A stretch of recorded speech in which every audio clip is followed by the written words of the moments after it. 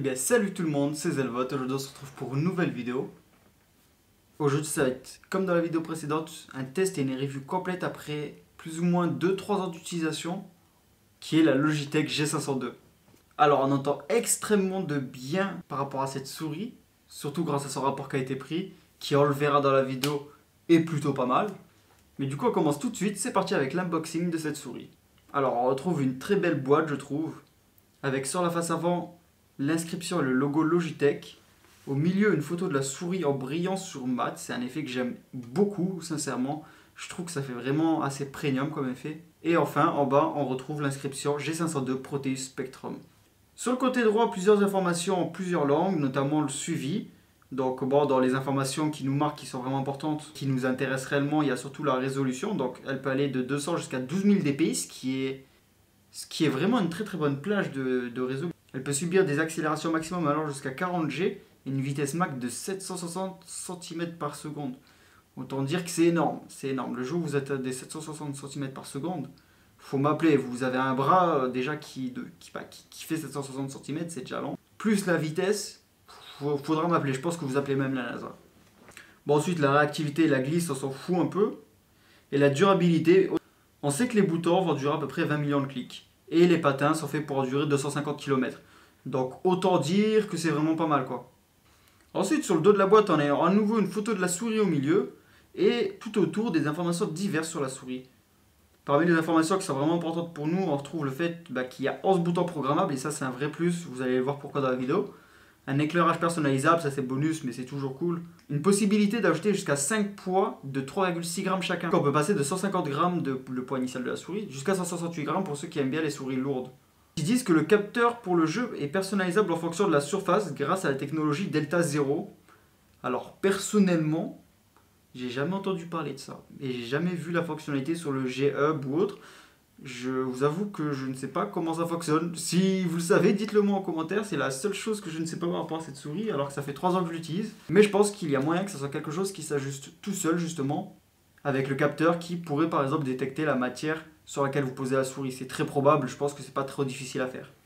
On retrouve l'information qu'il y a 5 résolutions ajustables de 200 à 12 000 dpi. Une roulette en double mode, ce qui est vraiment très très pratique. C'est-à-dire que la roulette pourrait aussi bien être libre comme ceci, pour de la navigation web par exemple, moi je m'en sers beaucoup, mais aussi être bloqué par exemple quand on est en jeu, c'est un peu plus pratique. Et ensuite un câble résistant tressé, c'est toujours cool d'avoir un câble tressé sur ce genre de produit, surtout pour une souris qui coûte si peu cher. On le rappelle, elle coûte 40 € à l'heure d'aujourd'hui. Ensuite sur le contenu on retrouve un manuel d'utilisation et les conditions de garantie, la souris et les poids dans une petite boîte de rangement. Maintenant je vais vous montrer ce qui se passe quand on branche la souris au PC et que notamment on allume le G-Hub afin de vous montrer un peu comment on s'en sert, comment la personnaliser et comment vraiment la prendre en main et profiter à 100% des capacités de cette souris. C'est parti. Ok, du coup c'est parti pour le test. Donc avec cette souris vous pourrez télécharger le Logitech G-Hub, je mets le lien dans la description, qui est le logiciel qui permet un peu de contrôler cette souris justement. Et du coup on va l'allumer et on va voir ce que ça donne. Du coup voilà, donc une fois qu'on arrive sur le Logitech G-Hub, on a une interface qui nous propose du coup de voir nos périphériques connectés de chez Logitech. Du coup si vous avez que la souris, il n'y aura que la souris, mais dans tous les cas pour ce tutoriel et ce test on va cliquer sur la souris vu que c'est ce qui nous intéresse. La Logitech Brio, il y aura une vidéo à part pour. Du coup dès qu'on clique sur la souris, on arrive sur cet écran qui est le Light Sync, donc c'est la fenêtre de base de la souris qui va nous permettre de configurer les choses de base, notamment en fait là c'est tout ce qui est en rapport avec l'éclairage, tels que les effets qu'on peut avoir. Si on veut désactiver les effets de lumière, on peut les avoir en fixe avec un cycle, une pulsation, un échantillonneur d'écran, ça c'est drôle, je trouve, ça, en gros que ça va afficher les couleurs que vous pointez avec la souris, ou un visualiseur audio pour afficher des couleurs et des animations en rapport à la musique que vous écoutez ou au son qui sort de votre ordinateur. Juste en dessous ici, on peut voir qu'on peut contrôler la fréquence. Donc la fréquence c'est un peu la vitesse à laquelle l'effet va s'effectuer. Vous voyez que si j'augmente, ici, là, vous voyez que ça bouge beaucoup plus rapidement. Si je rebaisse, que je remets par exemple bien plus bas, on le voit très très lent. Donc la fréquence correspond simplement, on va dire, à la vitesse d'animation de l'effet que vous avez choisi. Et la luminosité, je pense que j'ai pas besoin de vous expliquer, c'est juste si vous voulez que ça soit plus ou moins lumineux. Sachant que vous pouvez appliquer des effets différents du coup pour le principal qui est surtout cette partie ici, ou pour le logo qui est juste ici. Vous pouvez appliquer des effets différents à chacun. Ensuite, sur le côté ici, nous pouvons aller dans la catégorie affectation. Et ici, voilà, vous allez tout simplement pouvoir changer toutes les touches et toutes les utilités des touches de la souris. Vous pouvez même tourner, vous voyez ici la souris vers la gauche ou vers la droite, selon les boutons que vous voulez modifier. Par exemple, si je veux attribuer une touche à un bouton de la souris, il me suffit par exemple de prendre la touche en question, vous allez voir, de la prendre, peu importe quelle elle est, et de la glisser sur le petit point blanc ici. Et je relâche, et là, c'est devenu ça. Bon, moi, je vais remettre le paramètre par défaut parce que quand je suis en utilisation bureau, c'est classique.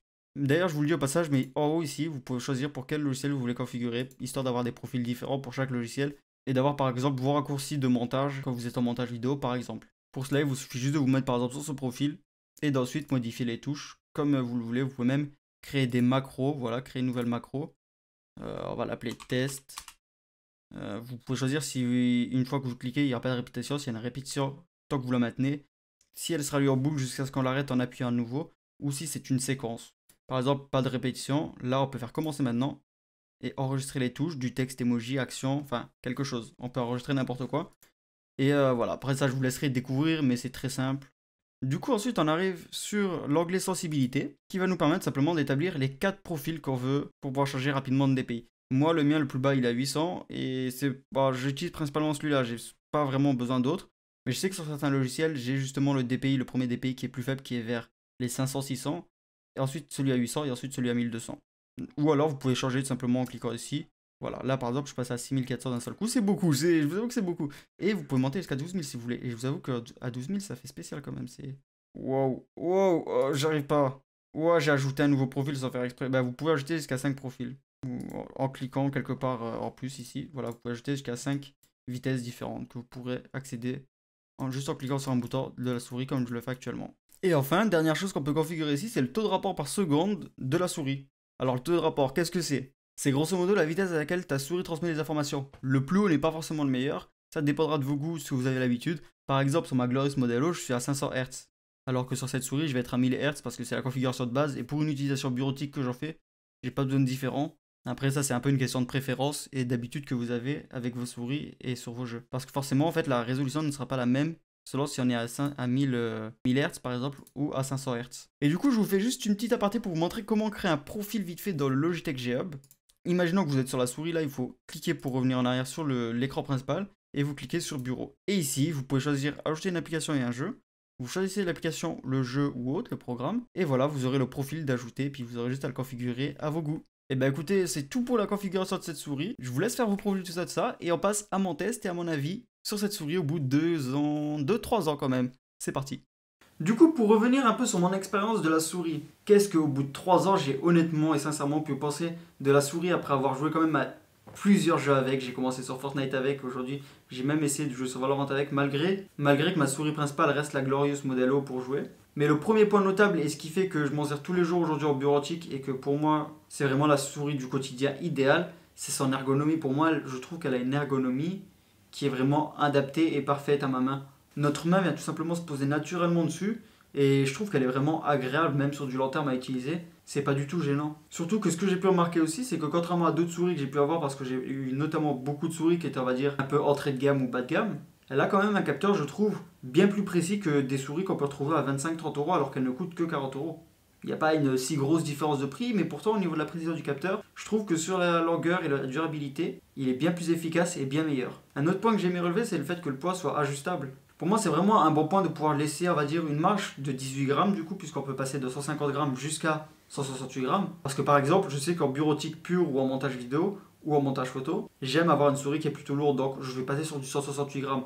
Mais par exemple, si à un moment je dois jouer avec, j'aime les souris légères. C'est pour ça d'ailleurs que j'utilise une Glorious Model O au quotidien. Donc je vais enlever tous les poids pour, on va dire, l'alléger. Et je trouve que c'est vraiment une bonne option d'avoir laissé le choix à ces acheteurs de plus ou moins changer le poids de la souris selon leur envie et leurs besoins. Une autre chose que j'aime énormément sur cette souris, c'est vraiment la molette. Alors honnêtement, je m'en sers beaucoup en navigation web, je la mets beaucoup en molette libre. En jeu, c'est sûr que je mets quasiment jamais en molette libre, mais ça peut servir quand même dans certaines situations. Je sais que ça servait notamment sur Fortnite à une certaine époque. Mais pour moi, cette molette est vraiment bien faite et c'est vraiment un bon point. Alors là, on arrive pour moi sur vraiment le point fort de la souris, les boutons personnalisables.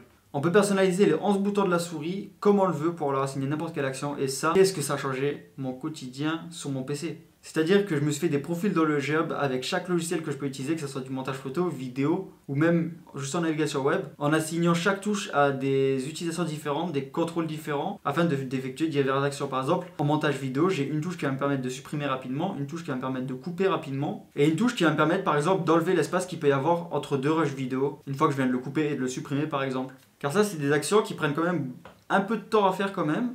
Or, là, ça me prend juste à cliquer sur 2 boutons, c'est extrêmement rapide. Sur un rush de 1 ou 2 heures, ou un rush où on va même passer 5-6 heures de montage, ça te fait gagner vraiment beaucoup de temps. Et ça, tu peux l'appliquer à n'importe quel logiciel est compatible, n'importe quel jeu. Tu peux vraiment faire une configuration qui sera parfaite pour toi. Et ça, pour moi, c'était vraiment le plus gros point fort de cette souris. Un autre point fort de cette souris, elle en a quand même beaucoup pour une souris à 40 €, c'est le fait qu'elle puisse avoir 4 profils préenregistrés en résolution de DPI. Je m'explique. C'est-à-dire que vous pourrez facilement changer de DPI juste en cliquant sur un bouton et vous avez jusqu'à 4 profils que vous pouvez enregistrer. C'est-à-dire que moi, par exemple, j'ai un profil à 800 DPI qui est ma résolution, on va dire que j'utilise tous les jours. Il y a certaines applications où j'aime bien avoir une résolution à 1200 DPI, donc je passe à 1200 DPI. J'ai pas besoin d'aller au-dessus, donc je fais pas de profil au-dessus, mais vous pouvez très bien le faire au-dessus. Tout en fait dépendra de vos besoins et de votre utilisation de cette souris. Mais encore une fois, c'est vachement pratique parce que ça peut permettre dans certains jeux de changer rapidement de DPI pour plus ou moins adapter à la situation, même si je pense pas que beaucoup de gamers font ça.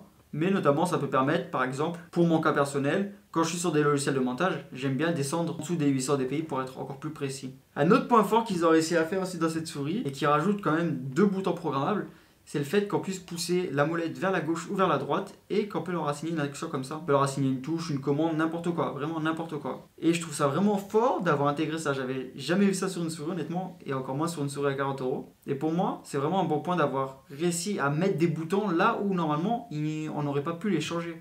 On arrive sur la partie défauts. Pour moi, cette souris, elle a surtout 2 grands défauts que j'ai pu remarquer. C'est son poids, parce que même si en bureautique, j'aime bien les souris lourdes, au final, je joue plus que très rarement avec, principalement dans des jeux qui ne demandent pas énormément d'utilisation de la souris. Parce que pour moi, je trouve que 150 grammes c'est un peu trop pour jouer, mais ça, c'est à vous de tester et de voir ce qui vous convient. Mais encore une fois, c'est pas un réel défaut, c'est seulement un défaut qui est subjectif et c'est non objectif ce défaut. Bien sûr que ce défaut peut très bien être un avantage pour vous si vous aimez les souris lourdes.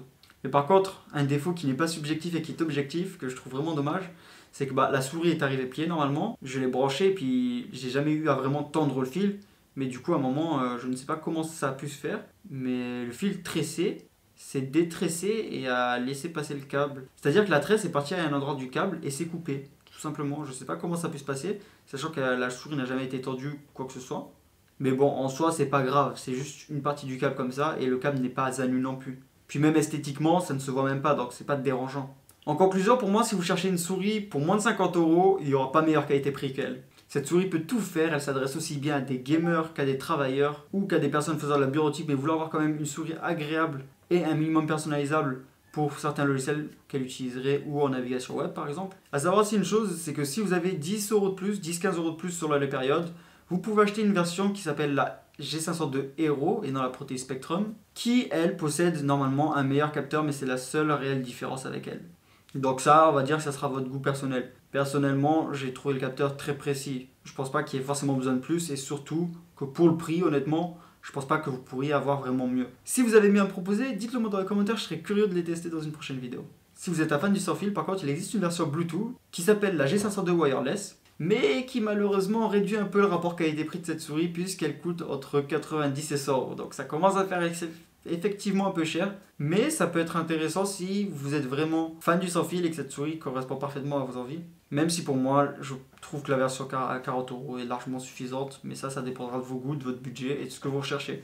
En conclusion finale, je peux vraiment que vous la conseiller cette souris, que vous soyez gamer ou autre, parce que même moi aujourd'hui qui ne joue pas avec, je m'en sers énormément en bureautique parce que au quotidien, elle est vraiment agréable et pratique. Elle me facilite la tâche sur beaucoup de logiciels. Je crois que j'ai dit à peu près tout ce que j'avais à dire sur cette souris. N'hésitez pas à vous abonner, ça soutient la chaîne et ça me fait extrêmement plaisir, ça vous prend juste 2 secondes. Laissez un like, activez la cloche des notifications pour ne rien manquer. Si vous avez un retour sur cette vidéo à me faire ou sur la souris, dites-le moi dans les commentaires. J'essaie de répondre à vraiment tous les commentaires. C'était Zelvod, je vous dis à une prochaine vidéo. Salut.